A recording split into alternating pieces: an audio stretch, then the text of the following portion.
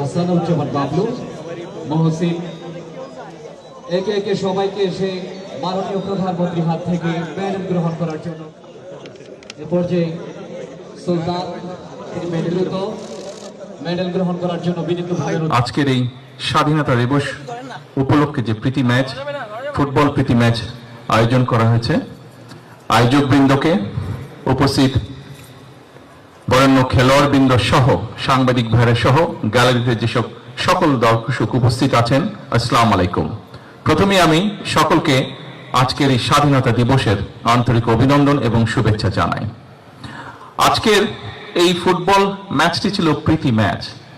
তবে এখানে আপনারা যারা উপস্থিত আছেন, আপনাদের কম বেশি সকলেরই ধারণা আছে যে আমরা আমাদের সরকারের পক্ষ থেকে এবং কিছুদিন আগে বাংলাদেশে যেই প্রত্যাশিত নির্বাচনটি অনুষ্ঠিত হয়েছে, সেই নির্বাচনের সময় আমাদের দলীয় ম্যানিফেস্টো থেকে আমরা বলেছি যে আমরা বাংলাদেশের ক্রীড়া জগতে নতুন প্লেয়ার আমরা তৈরি করতে চাই বিভিন্ন খেলায়, এবং পেশা ক্রীড়াকে প্রফেশনাল রূপ আমরা দিতে চাই। এবং সেজন্যই আমরা সিদ্ধান্ত নিয়েছি যে আমরা নতুন কুড়ি নামে যে অনুষ্ঠানটি ছিল, এখানে আমরা নতুন করে স্পোর্টসকে আমরা চালু করতে চাই।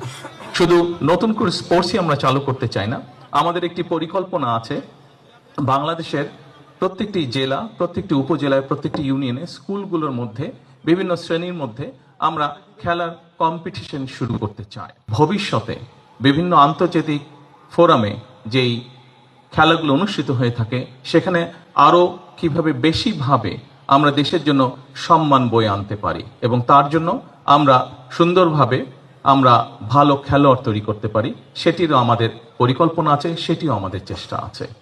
আজকের এই স্বাধীনতা দিবসে আসুন আমরা সকলে সিদ্ধান্ত নেই, আমরা সকলে চেষ্টা করি, যারা আমরা বিভিন্নভাবে বাংলাদেশের বহু মানুষ আছেন যারা ক্রীড়ার সাথে প্রত্যক্ষ বা পরোক্ষভাবে জড়িত আছেন, তাদের সকলের কাছে অনুরোধ থাকবে, আসুন আমরা বাংলাদেশের ক্রীড়া জগৎটিকে সুন্দরভাবে, দলমতে নির্বিশেষে সুন্দরভাবে আমরা এই ক্রীড়া জগৎটিকে গড়ে তুলি।